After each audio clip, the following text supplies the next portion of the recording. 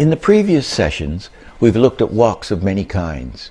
Sneaks are just another kind of walk, and we'll cover those and runs in this session. We'll end up with animal action and how four-footed and other creatures walk and run.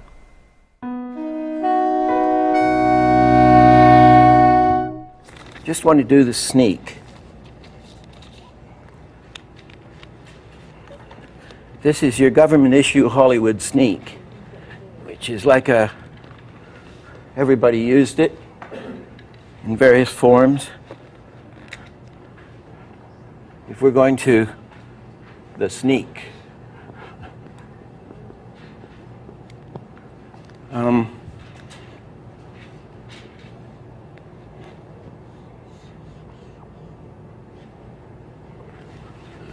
I'll put this foot out, I'll put it straight out.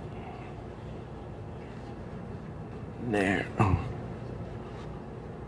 Let's say, which is the forward arm.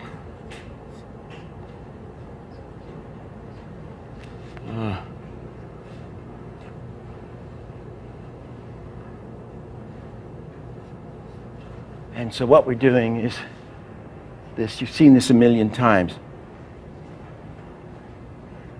right? And you can do a greatly reduced one where he doesn't go as far. You know, they do this. It's basically or what you did, sort of. It's the same thing, but with a much subtler. So the basic thing is this: tiptoe to here. So you do, again, you do this drawing, and this drawing, and this drawing, and this drawing. Here's a formula for a slow sneak. Start with the contacts, and it has a very interesting passing position, way out in front.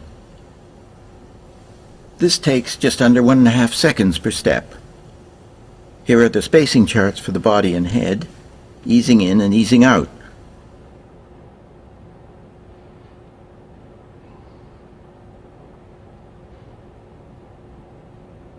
With actions this broad, we should really put it on ones.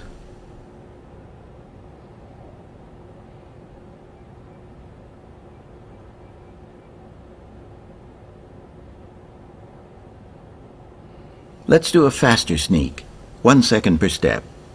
So we'll reduce the amount of action.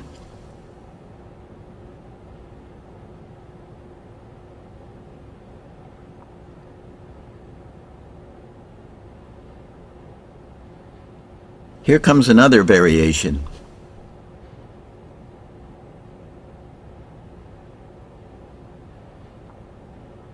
Now you could do all kinds of interesting things on the passing position, couldn't you? You could say, okay, we've got this, and we don't just want him to go like that in 1.5 seconds. We want him to go up, or here's an adaptation of a Bill Titler sneak, just over 1.5 seconds per step. There are 4 planning drawings. 2 extremes, the passing position down and an up position on the next breakdown or passing position. As in a walk, the wing arms do counter the feet. Just look at the amount of change. Curve to opposite curve, to straight, to curve. Look how clever this man is. Look at the changes of shape.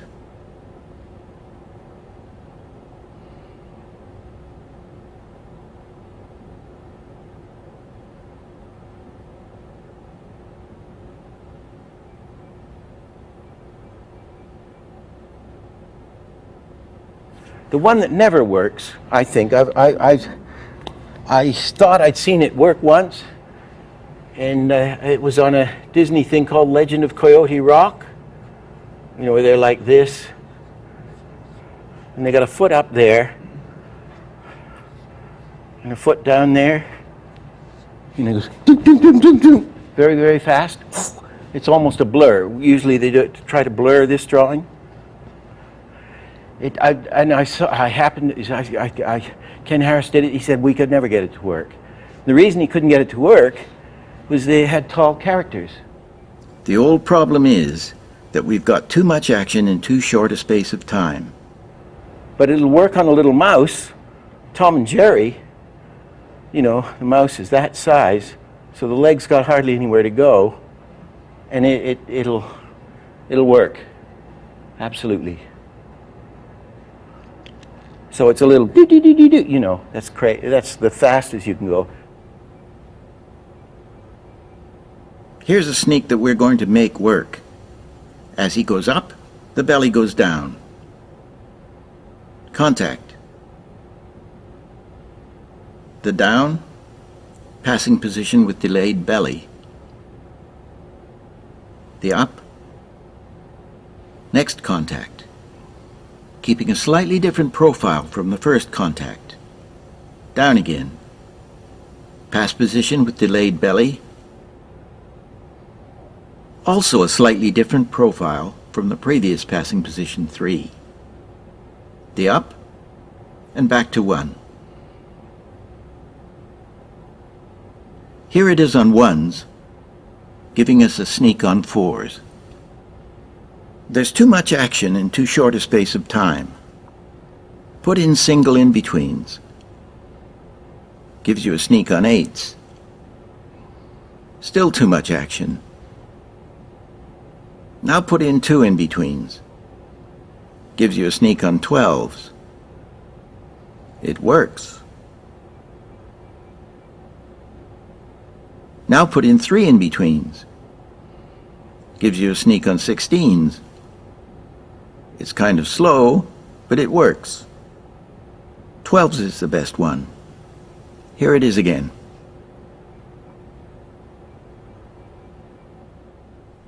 Now we'll get into runs. Obviously, runs are faster than walks.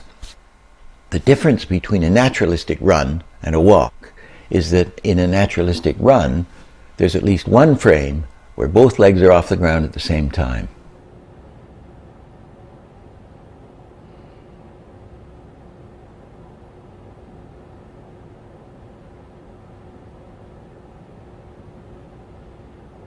However, in cartoon runs, we can take great liberties. But like walks, first we have to set the tempo. Is it 4 drawings per step? 5? 6? 7? But we'll need at least 3 drawings to make the legs go around. If this is a wheel with only 2 positions, it won't go around. It just flickers. Take 3 positions, and it will go around.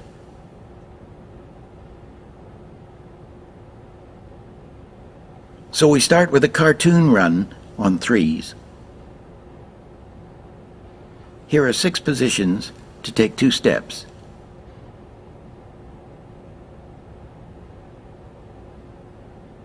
And here's a rabbit running on 3s.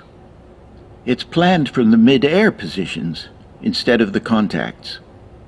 Here's the down, the up, the down, the up.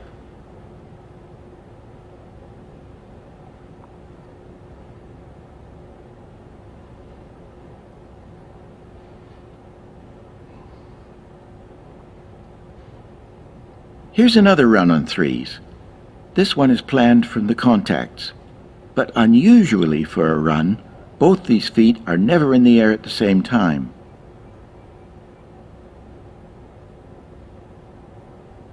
Now add arms. In this case, the passing positions for the arms are not on the same drawings as the passing positions for the body.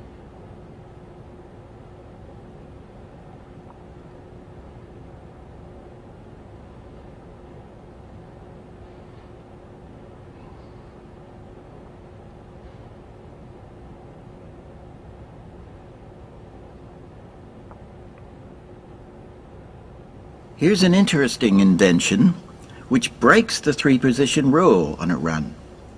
there are only 2 drawings for each step. This is because the figure's coming towards us, so we don't need to see the feet going around. They're going up and down like pistons. Just while we're on this thing, here's the, get that straight. Here's the Hollywood, this is a 4-drawing run. Hollywood issue run.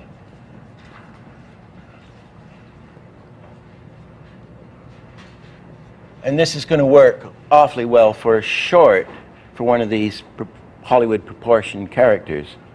And you've seen it a million times, but this is it. This is, the hands are here, there's a little plump body, the legs are there.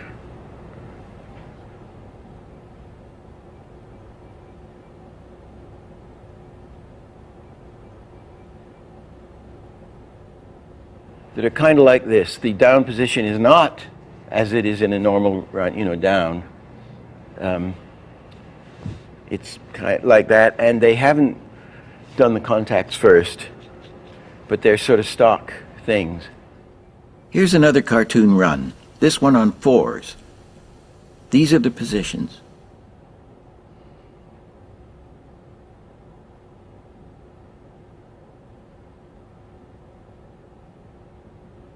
With long limbs, we get too much action in too short a space of time. Now let's take the same run, but make the limbs shorter.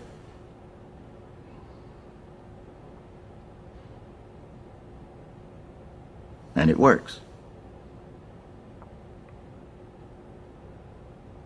Here's an eccentric run on 4s. Both feet are never in the air at the same time.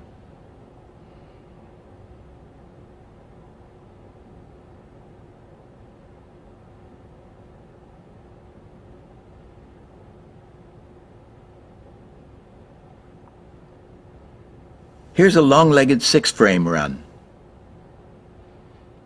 Because of its long legs, it needs at least 6 positions to work.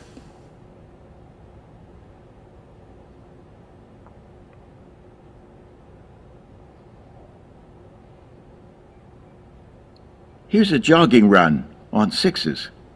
It's planned from the down positions and the length of the strides reduced.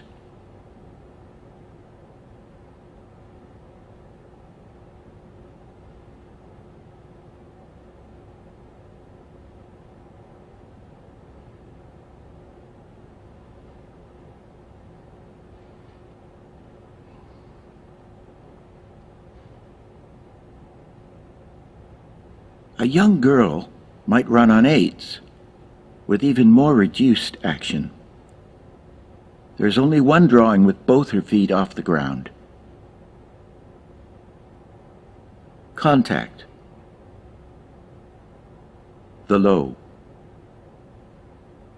Pass position. The high. Both feet in the air. Contact. The low. Pass position. The high. Both feet in the air. Contact.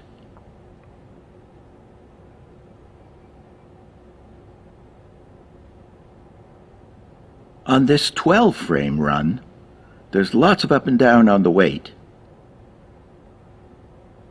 Because he's so heavy, it takes him only 2 frames to fall from the up to the down position. Then it takes 10 frames to lift everything back up again.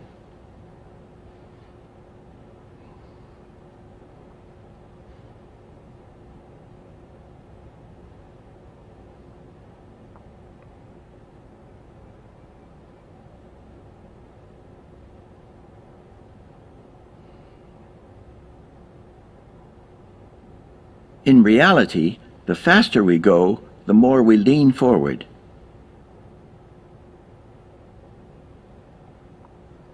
And a runner will lean into a turn. How much he leans depends on his speed. We can force the perspective on the arms and legs with both feet and hands angled towards us, and on the next stride, both feet and hands angled away from us. It looks crazy, but it'll work. We've done a bunch of runs and walks with two-legged figures. Now we'll go to four-legged animals and other creatures. The greatest reference book for animal action is Human and Animal Locomotion by Edward Muybridge. The great animators all swore by it. Now we'll start with the four-legged walk. This is a thing Ken Harris showed me, which he said he always had no trouble with animals as long as he did use the Muybridge book. Just,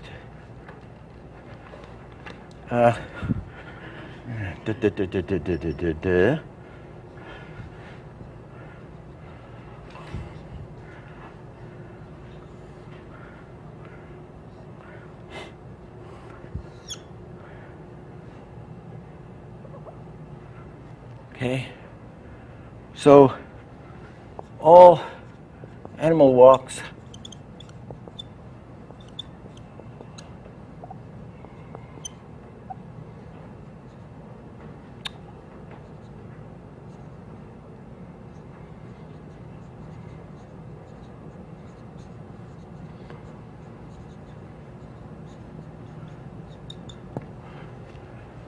taking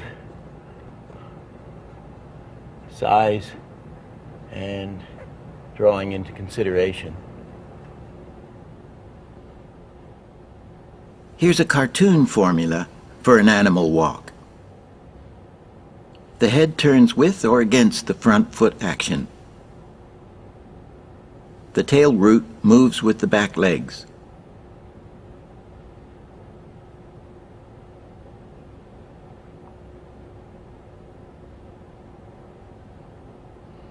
The way to think about an animal walk is as we are animals, and they now know for sure we were animals, whatever the religious connotation is. We are animal. We're built. The bone structure is the same. And the way to to get the feel of an animal walk is to just do that, and that gives you the timing of where when this foot comes over, when this is here. And also the up and down, if there is any. The median, it'll be the passing position, right? So that's what to do first. Let's take the front section first. Down on the contact. Up on the passing position. Down on the contact. Up on the passing position.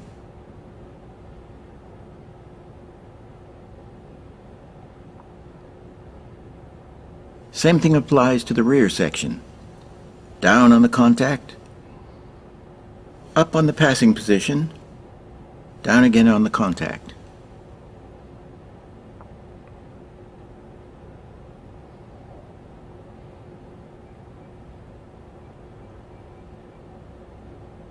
Now we're going to put them together with the contact position on the rear and the passing position on the front. And next we get the contact position on the front and the passing position on the rear.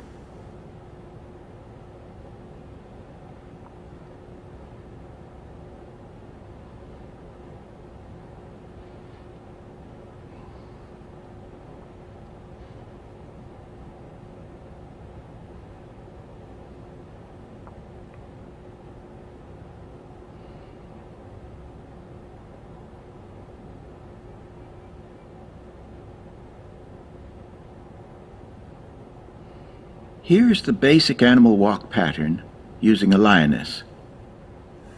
Just like the person on all fours, this lioness has her chest down on the contact and the chest up on the passing position. Chest down on the contact and up on the passing position.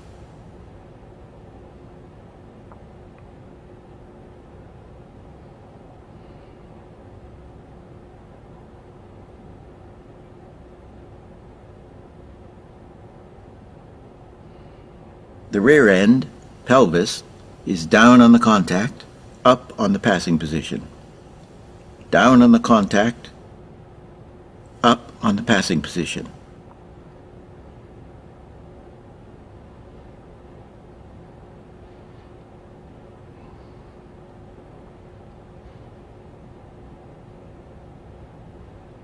Join them up. Chest is down on the contact, while the pelvis is up on the passing position. Chest up on the passing position, while the pelvis is down on the contact.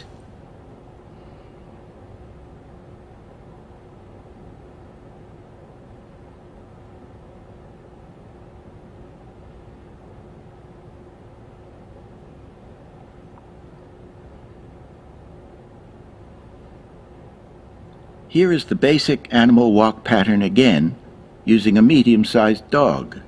This is a more complex example, but it's fundamentally the same as the man on all fours and the lioness.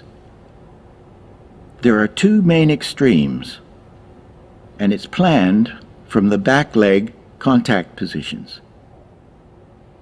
We'll have the down positions in blue, the pass positions in red, the up positions in green, and the rest in black, like the contacts.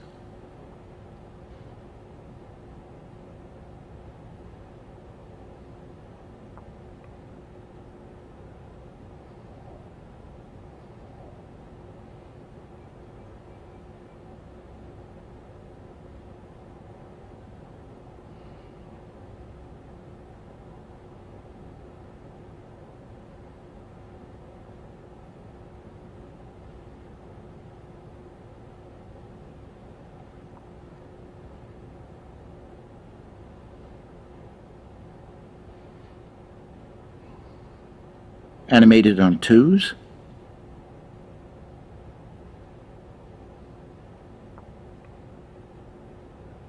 Add single in-betweens and shoot it on ones.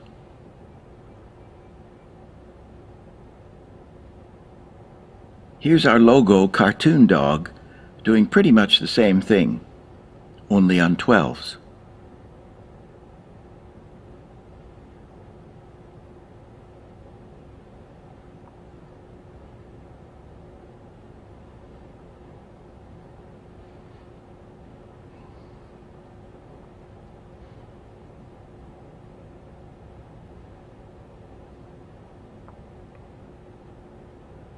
Animals fold and unfold, much more than we imagine. Their bodies stretch and compress from the concave to the convex. It's like a wave action. Animation is full of wave action.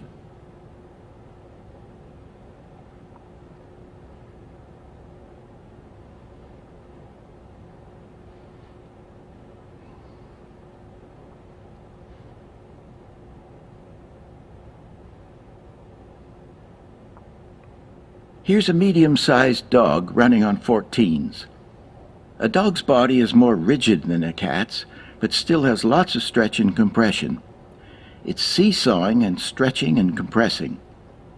Look how much more action there is at the rear, while the chest is more stable.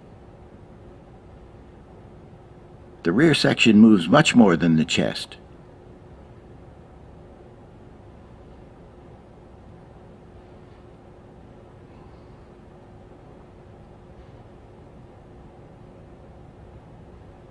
In a small animal, like a squirrel, look how much action is in the rear. The rear end is where the power is.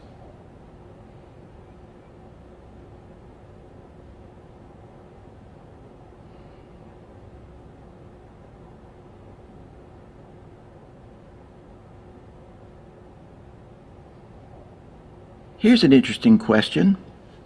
Does an ostrich and a man walk like a horse?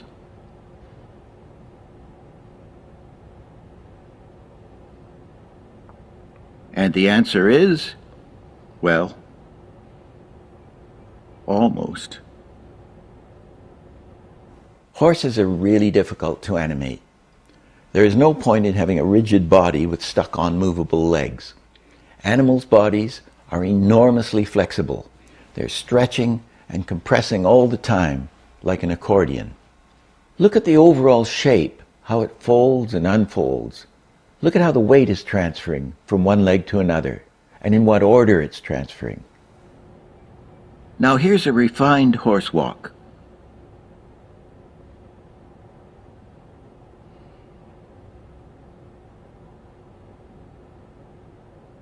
Here's the rear leg pattern. Start with the contacts. Pass position in the middle. Here's the down. And here's the up. This is the same pattern of downs and ups as a normal human walk.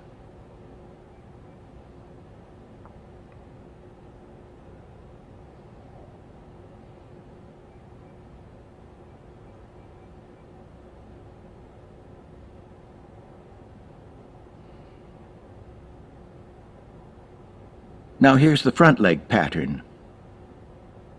The pass position, the down, and the up.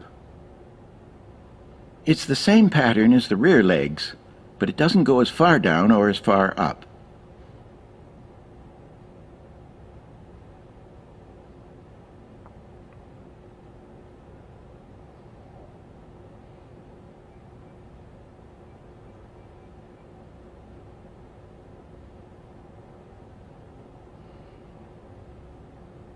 Put them together, and we see that the rear of the horse is down as the front of the horse is up, and the rear of the horse is up as the front of the horse is down. This is just like the other four-legged animals we've seen.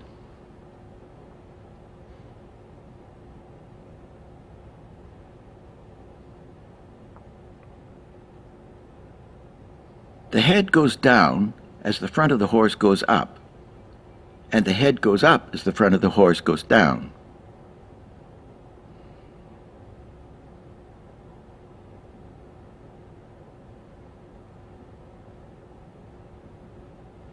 And the contact on the passing positions are in the middle.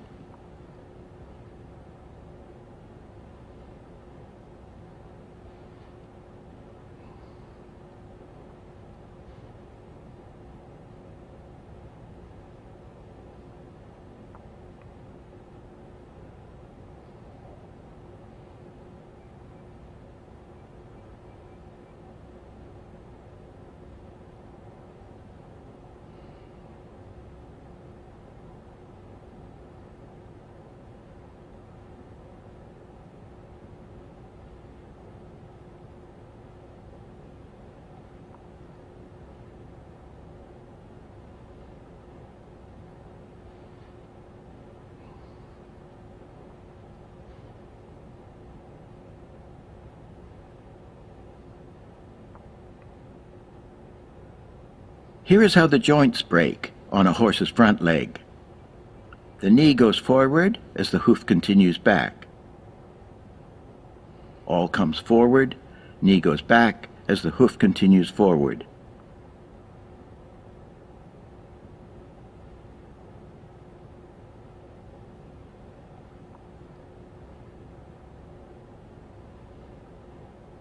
The power comes from the rear. The weight goes down, then pushes up, drops to the contact, continues down, and pushes up again.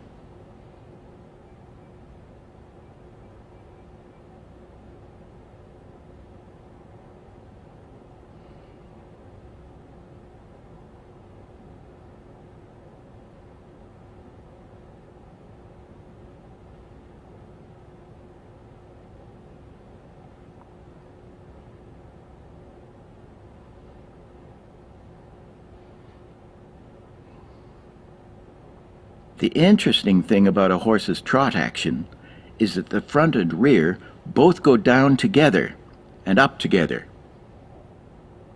The opposite legs lift and contact at the same time.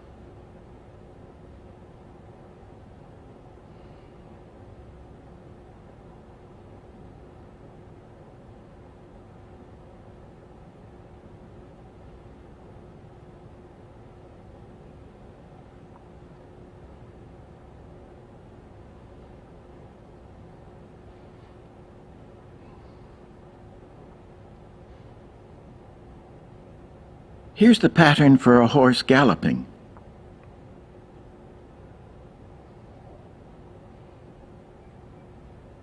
Stretched,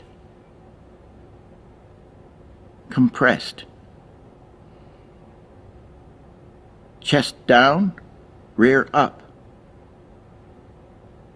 Chest up, rear down.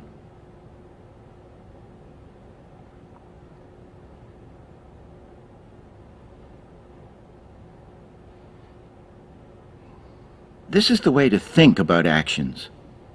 We're looking for where things are stretched, where things are compressed, what is up and what is down, and in what order the weight is transferring to each leg.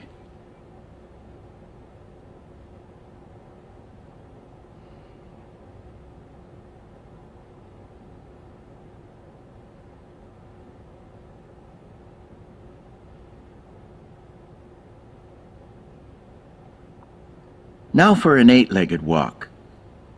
It may look complex, but it's actually very simple. The front legs work like a 2-legged walk.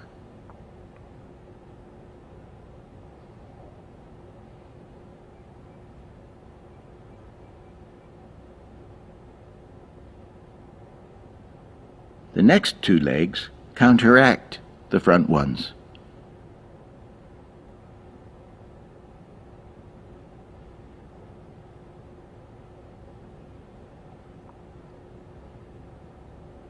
The third set mimic the front ones.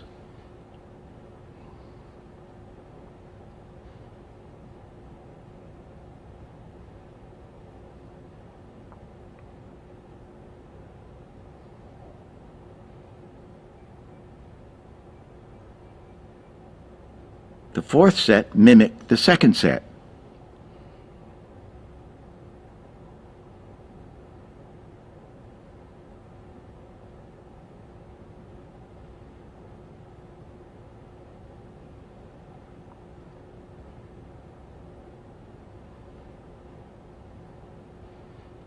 So it's like 2 4-legged animals joined together.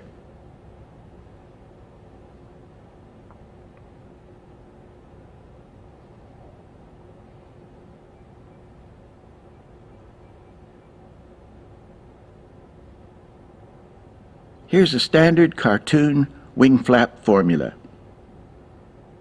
When the wings are up, the body is down.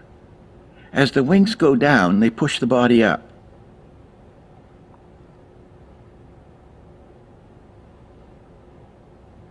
Here's the spacing for a wing going down. It eases out.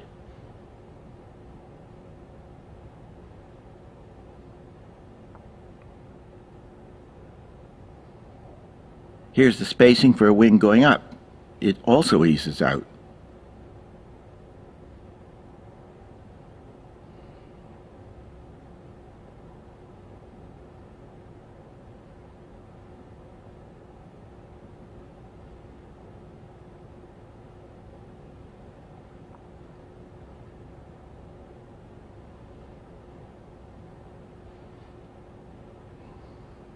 Now for a more sophisticated wing flap.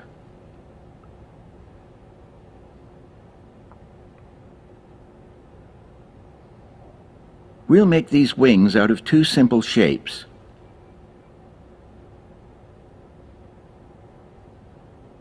The wings stay as flat as possible when they push down against the air. This pushes the body up. As the inner wings go up, the outer wings continue down. Then the outer wings slice up through the air to minimize air resistance. Here, the inner wings reach their highest point. Now the inner wings start down as the outer wings continue up, and as the body continues down.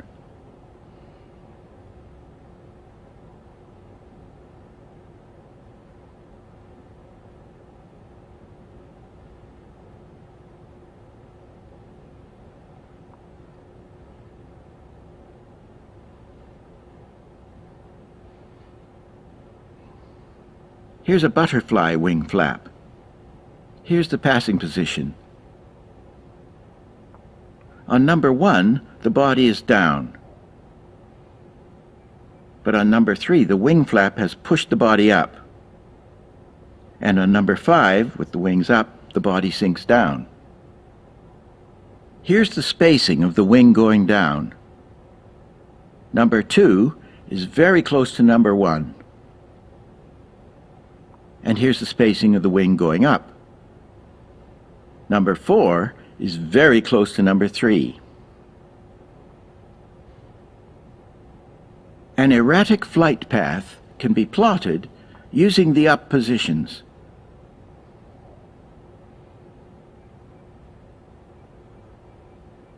Add the breakdown or passing positions with the wings down and the body up. Now we've got it on 2s. And now we'll add the single in-betweens.